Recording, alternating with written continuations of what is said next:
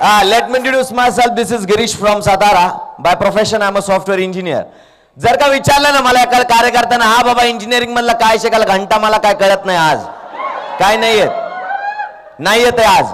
पण जर का पाहिलं ना राजांनो आज जवळपास माझं एज्युकेशन कंप्लीट केल्यानंतर कंप्लीट करत असतानाच मी एक सेशन पाहिलेलं आणि त्या सेशन मध्ये जर का पाहिलं ना तर माझ्यासारखी पोरं स्टेजवरती जाऊन एक जण म्हणायचा एक जण म्हटला की मी जवळपास जर का पाहिलं तर 2-2.5 वर्ष काम केलं आणि 2-2.5 वर्ष काम केल्यानंतर या इंडस्ट्रीच्या माध्यमातून 25 लाख रुपये कमवले. शेवटी एक पोरगा आलं स्टेजवरती जवळपास जर का पाहिलं तर त्याची उंची 4-4.5 फूटच होती आणि जवळपास जर का पाहिलं तर ते स्टेजवरती आल्यानंतर बोलला असं तत्पूर्वी त्याचं रेकग्नेशन झालं आणि रेकग्नेशन मध्ये मी काय पाहिलं तर जवळपास जर का पाहिलं तर त्याच्या उंची एवढा बुके त्याच्यासाठी त्याच्या रेकग्नेशन साठी आणलेलं. जवळपास जर का पाहिलं तर 5-10 लाख रुपये खर्च करून तो सेट उभा केलेला होता आणि त्या ठिकाणी जर का पाहिलं ना तर सगळं यंग ब्रिगेड होतं की जे 25-30च्या आतमधलं होतं. त्या दरम्यान त्या ठिकाणी त्या पोराचं सेलिब्रेशन चालू होतं आणि जवळपास जर का पाहिलं तर मला ऍज अ गेस्ट म्हणून त्या प्रोग्राम साठी त्यांनी नेलेलं त्या ठिकाणी. सर त्यावेळी जी काही गोष्ट पाहिली ना ती आज सुद्धा माझ्या नजरेसमोरून हटत नाहीये ती गोष्ट. कारण का लास्टली ते पोरगा आलं स्टेजवरती आणि म्हणलं की जवळपास जर का पाहिलं तर मला फक्त आणि फक्त या इंडस्ट्रीमध्ये मला 32 महिने कंप्लीट झाला आणि 32 महिन्यांमध्ये जर का पाहिलं तर मागच्या 32 महिने त्यावेळेच सांगतो मी कॉलेजला असतानाच 32 महिन्यांमध्ये जर का पाहिलं तर जवळपास मी या इंडस्ट्रीमध्ये 1 करोड आणि 5 लाख रुपये कमवले. हे ज्यावेळी त्याचं ऐकलं ना बाबा त्यावेळी खऱ्या अर्थानं वाटलं की मी एज्युकेशन घेऊन करतोय काय करणार काय हा एक विचार माझ्या खोपडीमध्ये कुठं ना कुठं तरी त्यावेळी गेला. म्हणजे 2010 साली आज जवळपास जर का पाहिलं ना राजांनो तुम्ही आम्ही अशा एका सिस्टमशी कनेक्ट झालोय मित्रांनो अशा एका इंडस्ट्रीशी आपण कनेक्ट झालोय मित्रांनो की आज कदाचित इंडस्ट्रीचा म्हणा आपल्या सिस्टमचा म्हणा ऍक्सिस आपल्याला इझिली मिळतोय त्यामुळे कदाचित आपल्याला ती व्हॅल्यू आपल्यामध्ये क्रिएट होत नसेल. पण जवळपास जर का पाहिलं ना राजांनो खरंच जर का आयुष्यामध्ये फार मोठ्या लेवलची क्रांती करायचे खरंच जर का आयुष्यामध्ये फार मोठ्या लेवलचं सुख समाधानाचा उपभोग घ्यायचे खरंच जर का आयुष्यामध्ये ती गरिबी मिटवून कुठं ना कुठं तरी चांगली लाईफस्टाईल जर का उपभोगायचे ना मित्रांनो तर मी एक गोष्ट तुम्हाला सांगाल. आज जवळपास जर का पाहिलं ना इथं फ्रेशर्स पर्सन किती येतो सनेची पहिलीच कंपनी आहे त्यांची सनेची पहिलीच कंपनी क्या बात सुपर सनेज पहिलीच कंपनी आहे ना बरं याच्या अगोदर ही कंपनी माहिती आहे ती कंपनी माहिती आहे अशा किती पर्सन असेल. बरं मला एक सांगा रेशो कुठला जास्त आहे रेशो कोणाचा जास्त आहे न्यू पीपलचा जास्त आहे. पण जवळपास जर का पाहिलं ना राजांनो तुमच्यासाठी सगळ्यात महत्वाचा प्लस पॉइंट कुठला माहितीये का इथं जर का पाहिलं ना अपलाईन चांगली कंपनी चांगली सिस्टम चांगली पे आउट चांगलं प्रोडक्ट चांगली प्रोफाईल चांगलं प्रमोटर चांगलं सगळं चांगलं आणि जवळपास जर का पाहिलं तर ज्यांनी विडा उचललाय ना बाबा कारण आजवर जी ठोकर लागली ना सर आजवर जी ठोकर लागली ना बाप कधीच नाही चांगला मिळाला कधीच नाही मिळाला गुरु कधीच नाही चांगले मिळाले. आणि जवळपास जर का पाहिली इंडस्ट्रीमध्ये सगळ्यात मोठी ग्रोथ जर का करायची असेल ना तर सगळ्यात महत्वाचं म्हणजे काय आपल्या गुरुचा हात आपल्या डोक्यावरती असणं गरजेचं आहे मित्रांनो. गुरुचा हात आपल्या डोक्यावरती असणं गरजेचं आहे आणि सगळ्यात चांगलं आहे ना आपलं सगळ्यात चांगलं आहे अपलाईन चांगली कंपनी चांगली मॅनेजमेंट चांगलं पेआउट चांगलं प्रोडक्ट चांगले वन ऑफ द बेस्ट सगळ्या गोष्टी. पण जवळपास जर का पाहिलं तर सगळ्या गोष्टींमध्ये सगळ्यात मोलाचा आणि सिंहाचा वाटा जर का कुणाला जात असेल ना तर आपल्या सगळ्यांचे महागुरु मिस्टर अशोकजी तोडमल सर. बघा इंडस्ट्रीमध्ये कुठेही गेलं तर काम करावं लागतं की नाही करावं लागत का देरी हरी पलंगावर काय होतं का अजिबात काहीच होत नाही. जवळपास जर का पाहिलं मित्रांनो करिअरची सुरुवात झाली network marketing industry first attempt मध्ये चूज केलं पहिल्यांदाच बरीच धडपड केली बराच त्रास सहन केला बरंच दुःख सहन केलं बरंच रिजेक्शन सहन केलं लोकांचं बऱ्याच लोकांचं नाना चालू होतं किडकांडी चालू होती अपमानित करणं चालू होतं. पण तरी सुद्धा जो पर्पज माइंड मध्ये फिट झालेलं ना, जे ध्येय आपण ठरवलेलं ना, कारण ते पोरगा जर का करू शकत असेल तर गिरीश गुराव तुझ्यामध्ये काय कमी आहे? हा एक ध्यास, हे एक ध्येय घेऊन उराशी बाळगून रात्रंदिवस मेहनत करतो, रात्रंदिवस. त्यातनं किती मिळाले, काय झालं, किती संपत्ती आली, किती पैसे मिळवले, कुठली ड्रीम्स कंप्लीट केली, नो मॅटर. पण तिथं जो किडा माइंड मध्ये टाकला गेला, ती सोच माइंड मध्ये टाकली गेली, ती आज सुद्धा वनव्यासारखी पेटून राहिली, आज सुद्धा. त्यामुळे आज जर का पाहिलं तर इथं बसलेला प्रत्येक पर्सन जर का डिसाइड केलं ना, जर का प्रत्येक पर्सन डिसाइड केलं ना, येस आयुष्य एकदाच आहे, हा प्लॅटफॉर्म मिळालाय, आपण खूप नशीबवान आहे. जवळपास जर का पाहिलं तर हे सगळं एका ठिकाणी एका छताखाली मिळणं म्हणजे we are very luckiest person on this earth, we are very luckiest person on this earth. हे एवढं सगळं मिळालंय म्हणल्यावर मग मला सांगा राजांनो, जवळपास जर का पाहिलं तर ध्येय कसं ठेवलं पाहिजे? पागल बनलं पाहिजे की नाही बनलं पाहिजे? काम केलं पाहिजे की नाही केलं पाहिजे? मेहनत घेतली पाहिजे की नाही घेतली पाहिजे? त्रास किती होतोय येणाऱ्या 3 ते 5 वर्षामध्ये पाहू नका राजांनो, त्रास किती होतोय ना येणाऱ्या 3 ते 5 वर्षामध्ये पाहू नका. कारण का आम्हाला पहिल्याच अटेम्प्ट मध्ये चांगली कंपनी नाही मिळाली बाबा, तुम्हाला मिळाली, नाही मिळाली आम्हाला. आणि जर का मिळाली ना तर असा काहीतरी झेंडा आपण रोवून टाकू की साला आज जवळपास जर का पाहिला आपण जिवंत असताना सुद्धा आपलं नाव निघालं पाहिजे आणि आपण मेल्यानंतर सुद्धा 7 पिढ्यांनी नाव काढल्याशिवाय राहिलं नाही पाहिजे. असं काहीतरी सनेज मध्ये करू, असं काहीतरी करू. झालं, पाहिलं सगळ्या गोष्टी, काम करायला सुरुवात केलं, मेहनत घेतली, त्रास झाला, पण पदरी काहीच नाही पडलं. पदरी झालं कर्ज, डोक्यावर झालं कर्ज, कर्जाचे हप्ते फेडायचे महाग झालं. त्यानंतर क्वालिफिकेशन चांगलं होतं म्हणून एका ठिकाणी इंटरव्ह्यू दिलं. सर याच पुण्यामध्ये ज्यावेळी मी आलेलो इंटरव्ह्यूसाठी, माझ्या मित्रानं मला रेफरन्स दिलेलं की बाबा तू जा अशा ठिकाणी. तर विषय असा की बाबा एक 23-24 वर्षाचं पोरग जर का काय पैसे कमवत नसेल आणि आमचं गावी एक छोटंसं घर आहे आणि 4 रूम्स आहेत, त्यातल्या 2 रूम्स आहेत ना त्या भाड्यानं दिलेल्या, आणि त्यांच्यात घरातलं पोरगा ना वयाच्या 19व्या वर्षी सर डिप्लोमा कंप्लीट झाला. आणि डिप्लोमा कंप्लीट झाल्यानंतर त्या पोराला ना टाटा टेक्नॉलॉजी कंपनीने ना 19,000 पगार सॅलरी सुरुवात केली. त्याला 10वीला 95% मार्क्स होती, गव्हर्नमेंट पॉलिटेक्निक करायला त्याला ऍडमिशन मिळालं आणि जवळपास जर का पाहिलं तर कॅम्पस मधनं त्याचं सिलेक्शन झालं. वयाच्या 19व्या वर्षी त्याने 19,000 पगार घ्यायला सुरुवात केली. आणि त्याच घरामध्ये एक पोरगा असा आहे की नेटवर्किंग करून जर का पाहिलं ना तर कुठं ना कुठं तरी तो धब्बा त्यांनी लावून घेतलेला. पण जवळपास जर का पाहिलं सर जसं म्हणतात की काम जर का निस्वार्थी असेल, मनामध्ये जर का कुठली खोट नसेल ना, तर सर परमेश्वर सुद्धा पाहतोय आपल्याला एक्झॅक्टली द्यायचं तर कुणाला द्यायचे? जो साला प्रयत्न करतोय ना, जो गिव्ह करत नाहीये ना, जो वेडा आहे ना, जो पागल आहे ना, ज्याला खरंच काहीतरी आयुष्यामध्ये येऊन करून दाखवायचं ना, अशाला सुद्धा साथ कोण देतो माहितीये का? जरी दुनिया साथ देत नसली ना तरी वरचा नक्कीच साथ देत असतो, वरचा नक्कीच पाहत असतो. सर शेजारीच भाडेकरूचं पोरग जर का पाहिलं तर 19,000 पगार घ्यायला सुरुवात केली वयाच्या 19व्या वर्षी. आणि त्यांचंच पोरग जवळपास मालकाचं पोरग, 4 रूमचं मालक, मा फादर, त्यांचं पोरग जर का पाहिलं तर 24 वर्ष झाली तर पैसे कमवत नव्हतं. डोक्यावर कर्ज केलेलं सर मी 12 लाख रुपयाच्या, बापाच्या 12 लाख रुपयाचं कर्ज डोक्यावर केलेलं. आणि सर त्याच वेळी एक जण लागलं कधी माहितीये साला पैसे कमवायचंच आहे, हे लागलं कधी माहितीये ज्यावेळी बँकचा पर्सन घरी आला ना आणि माझ्या देखत माझ्या फादरला म्हणला, अरे अवकात नव्हती तर कशाला घेतलं कर्ज? हा लागला शब्द आपल्याला, हा शिवाशी लागला, उराशी बाळगला आपण की साला आता तर आपल्याला ज्या पैशाने नाचवलंय ना त्या पैशाला नाचवल्याशिवाय आपण शांत बसणार नाही. हा एक वेडेपण आपल्याही माइंड मध्ये होतो. विचार त्यावेळी झाला, आपण कसं राहतं माहितीये का? नुसता विचार करून काय फायदा नाही, तर हातात काय ना काय ते चांगला प्लॅटफॉर्म लागतो. पण मी प्लॅटफॉर्मच्या शोधार्थ होतो. आता इकडून तिकडून होरपळून म्हणलं काय फादर मदर मला घेतला, त्याने घेरला आणि मला सांगितलं की बाबा तू जर का जॉब केलं तर तू घरात राहायचं, तू जॉब नाही केला तर घरात नाही राहायचं. हा विषय झाला.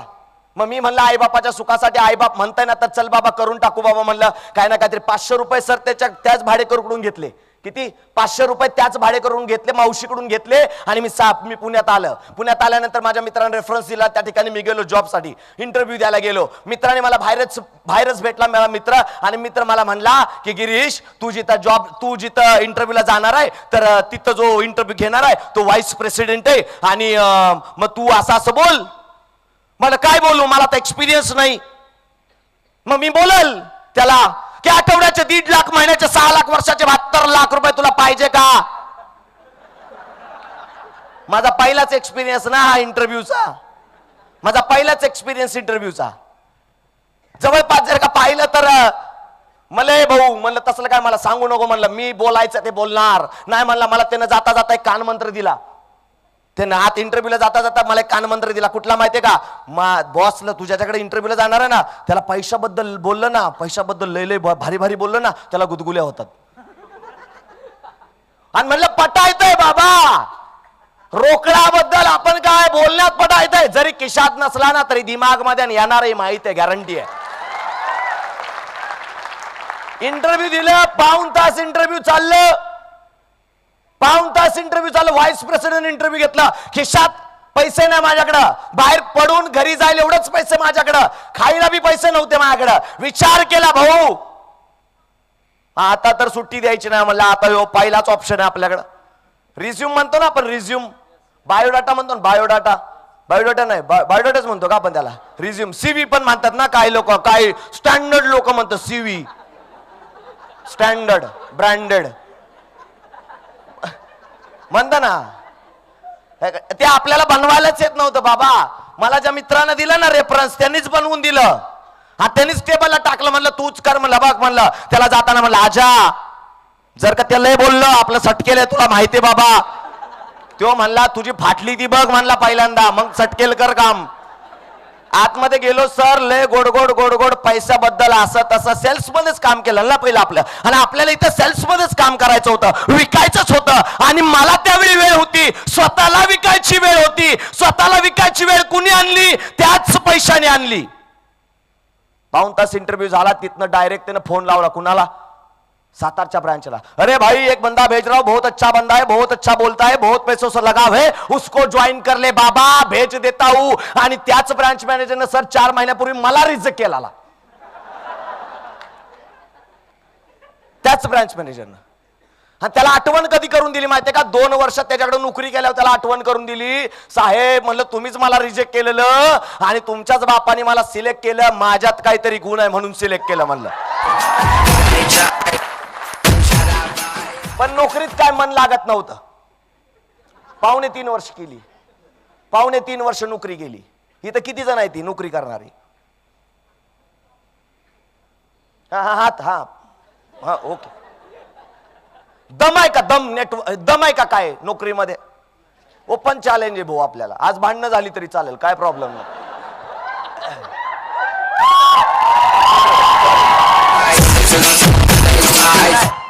तशी धाराधारी नाही, विचारांची धाराधारी. हा नाही तर लगेच आपण म्हणणार होय बघूच मग चल. सर दम आहे का? दम नोकरीमध्ये दम. बरोबर. आजवर जर का पाहिलं ना तर आपल्या सोबत असणाऱ्या, आपल्या बरोबर असणाऱ्या, आपल्या संगतीत असणाऱ्या, खाय प्यायला उठायला बसायला आपल्या सोबत असणाऱ्या कुठल्या नोकरदारानं मर्सिडीज बेन्झ घेतली? कुठल्या नोकरदारानं मोठं घर बांधलं, 1 करोडचं घर घेतलं? नाही. कुठला नोकरदार आहे की त्याच्या अकाउंटला करोड रुपये राहतात? नाही. कुठला नोकरदार असा आहे की ज्यानं विमान घेतलं? ते खाल्लंच बघतं बघ विमान बघतं की नाही बघत? सर मला सुद्धा त्याच वेळी कळलं बाबा मी जे काय काम करतो त्यातनं काय होणार नाही, मला काय ना काहीतरी शोधावं लागल. मग शोधावं लागल. मी सर्चिंग मध्ये होतो. सर तदनंतर मला एक गोष्ट लक्षात आली. कुठली माहितीये? स्वप्न कुठं बघितली ती तू? स्वप्न नेटवर्किंग मध्ये बघितलीस, आणि तीच स्वप्न तुझी कुठल्या कामात कंप्लीट होणार आहे? तर तीच स्वप्न फक्त आणि फक्त तू जर का नेटवर्क मार्केटिंग केलं ना तरच कंप्लीट होणार आहे. हा एक लक्क प्रकाश परत खोपडीमध्ये पडला. लक्क प्रकाश खोपडीमध्ये पडला. परत काम करायला, परत शोधायला सुरुवात. हा जवळपास जर का पाहिलंस त्याच शोधार्थमध्ये अशी पर्सनॅलिटी मला भेटली मित्रांनो, की ज्या पर्सनॅलिटीनं माझं आयुष्य 180 डिग्रीमध्ये नाही तर 360 डिग्रीमध्ये चेंज केलं मित्रांनो. अशा तुम्हा सगळ्यांचे महागुरू मिस्टर अशोकजी तोडमल सांगितलं जोरदार टाळ्या झाल्या. आज मागची 5 वर्षाचा एक्सपिरियन्स आहे, आज मागची 5 वर्षाचा एक्सपिरियन्स आहे नेटवर्क मार्केटिंग इंडस्ट्री मधला. जवळपास जर का पाहिलं तर मी कधी विचार पण केला नव्हता, त्यावेळी विचार पण केला नव्हता, त्या सगळ्या गोष्टी माझ्या आयुष्यामध्ये आल्या. आणि ज्यावेळी अशोक सरांना भेटलो ना, त्यावेळी अशोक सरांना सगळी हकीकत सांगितली. सर असं असं आहे, हे कर्ज चालू आहे, 40,000 आउट गोईंग आहे, पैसे नाही मिळत, आता पैशाचा एक सुद्धा सोर्स माझ्याकडे नाहीये. त्यावेळी अशोक सरांनी एकच वाक्य बोलले, तर अशोक सर एकच वाक्य बोलले. सर बोललेले होते की सर चिंता सोडा आणि चिंतनाच्या पाठीमागा लागा, चांगल्या विचारांच्या पाठीमागा लागा, चांगल्या संगतीमध्ये राहावा, नक्कीच आयुष्यामध्ये बदल आल्याशिवाय राहणार नाही. तोच विचार पकडला. आज जवळपास जर का पाहिलं, मला एकच गोष्ट सांगायची या सगळ्या गोष्टींमधनं, जर का ध्येय वेळ असाल ना, जर का ध्येय वेळ असाल ना, मला एकच गोष्ट कळते सर, नावाड्याचं पोरग लहानपणी जर का पाहिलं तर पेपर वाटायचं काम करायचं, पण जवळपास जर का पाहिलं त्याच नावाड्याच्या पोरामध्ये खऱ्या अर्थानं जर का पाहिलं तर धमक होती, करेज होतं, काय ना काय ते करून दाखवण्याची इच्छा होती. तेच नावाड्याचं पोरग जर का आपल्या भारत देशाचे राष्ट्रपती APJ अब्दुल कलाम साहेब जर का बनू शकत असेल, जवळपास जर का पाहिलं तर एक तिकीट चेकर, जवळपास जर का पाहिलं त्याचा फादर सुद्धा सरकारी नोकर होता, आणि त्याच दरम्यान जर का पाहिलं एक तिकीट चेकर म्हणून त्याला नोकरी लागली, पण जवळपास जर का पाहिलं तर त्याचं मन त्या ठिकाणी रमत नव्हतं, त्याचं मन एकाच ठिकाणी लागत होतं. कुठं तर जवळपास जर का पाहिलं त्याला पॅशन होतं खेळायचं, त्याला पॅशन होतं क्रिकेटचं. जवळपास जर का पाहिलं तर नोकरीला लात मारली, आणि तेच पोरग की जे एक तिकीट चेकर होतं, जवळपास जर का पाहिलं तर तेच पोरग जवळपास जर का पाहिलं तर आता नाही म्हणलं तरी वर्ल्ड वाईड लेवलला ज्या पर्सनॅलिटीचा नावानं उदो चालाय जर का महेंद्रसिंग धोनी बनू शकत असेल. अरे जवळपास जर का पाहिलं तर वडनगर स्टेशनवरती जर का पाहिलं तर पकोडे विकायचं, चहा विकायचं काम जो करायचा, तोच पर्सन एक सामान्य कुटुंबातला पर्सन जवळपास जर का पाहिलं तर तो पर्सन जर का आपल्या भारताचे पंतप्रधान नरेंद्रजी मोदी साहेब जर का बनू शकत असेल, अरे तेच जवळपास जर का पाहिलं तर पेट्रोल पंपावरती पेट्रोल भरणारा एक पर्सन, की जो पर्सन त्या पेट्रोल पंपावरती पेट्रोल भरायला ज्या गाड्या यायचा त्या चमचमच्या गाड्या माझ्याही एक दिवस असतील, आणि ज्या पेट्रोल पंपावरती मी पेट्रोल भरतोय असा पेट्रोल पंप माझंही एक दिवस नक्कीच असतील, असा विचार करणारा पर्सनॅलिटी जर काय 1970 साली 1,000 रुपये घेऊन आला, 2002 साली ज्यावेळी गेला त्यावेळी 4,20,000 करोडची प्रॉपर्टी ठेवून गेला, ते जर का धीरूभाई अंबानी जर का बनू शकत असेल, तर मला एकच गोष्ट म्हणायचे, इथं बसलेला प्रत्येक पर्सन जरी सामान्य कुटुंबातनं, गरीब फॅमिलीमधनं, शेतकरी कुटुंबातनं, मिडल क्लास फॅमिलीमधनं जरी बिलॉंग करणारा असला ना, तरी सुद्धा ते जर का बनू शकत असतील, तर इथं बसलेला पर्सन करोडपती नाही का बनू शकत? एकच गोष्ट सांगाल, जे काम आहे ना त्या कामाबद्दल काय राहा, वेडे व्हा, पागल व्हा. लोकांनी जोपर्यंत लोक म्हणत नाही ना तू सटकेलाय, तू पागल आहे, आला करोडपती, कधी घेणार गाडी, कधी येणार मर्सिडीज बेन्झ, कधी घेणार विमान, कधी घेणार घर, कधी बांधणार बंगला, असं जोपर्यंत म्हणत नाही, चिडवत नाही, तोपर्यंत म्हणणार नाही, जोपर्यंत तुमच्या कामातनं ते पागलपण दिसत नाही. राजांनो, 4 बेसिक. आणि आज जवळपास जर का पाहिलं तर सरांच्या माध्यमातून एवढं सिस्टम भारी लागलं ना मित्रांनो, एवढं सिस्टम भारी लागलं ना. आज जवळपास जर का पाहिलं तर फर्स्ट अटेम्प्ट मध्ये तुषार सर माहिती सगळ्यांना नोन आहेत. फर्स्ट अटेम्प्ट पहिलंच नेटवर्क मार्केटिंग तुषार सरांचं, पहिलंच नेटवर्क मार्केटिंग. पण पहिलं नेटवर्क मार्केटिंग असताना सुद्धा जर का तुषार सर करोडपती तर झाले, पण मर्सिडीज बेन्झ पण घेतली का नाही घेतली? 65 लाखाचा फ्लॅट घेतला का नाही घेतला? मग सर मला सांगा, जर अशोक सरांच्या इथिकल MLM एज्युकेशन सिस्टमच्या माध्यमातून या सगळ्या गोष्टी जर का आमच्या लाईफ मध्ये जर का येऊ शकत असतील, तर तुमच्या लाईफ मध्ये येतील का नाही? येतील का नाही? Yes no? तर नक्कीच मित्रांनो, जे काम आहे ना ते काम तर सगळ्यांना करावंच लागल. त्या कामासाठी वेड व्हा, पागल व्हा, पॅशनेट बना, बरोबर? लाईफ मध्ये सगळ्या गोष्टी आल्याशिवाय राहणार नाही मित्रांनो. जाता जाता चंद लाइन्स मनल, अकेले हम बूंद है मिल जाए तो सागर है, अकेले हम बूंद है मिल जाए तो सागर है, अकेले हम कागज है मिल जाए तो किताब है, अकेले हम धागा है मिल जाए तो चादर है, अकेले हम पत्थर है मिल जाए तो इमारत है, और अकेले हम डिस्ट्रीब्यूटर है मिल जाए तो डायमंड है, मिल जाए तो डायमंड है. नक्कीच त्या सगळ्या गोष्टींसाठी तुम्हाला शुभेच्छा देतो. या ठिकाणी थांबतो. Thank you so much.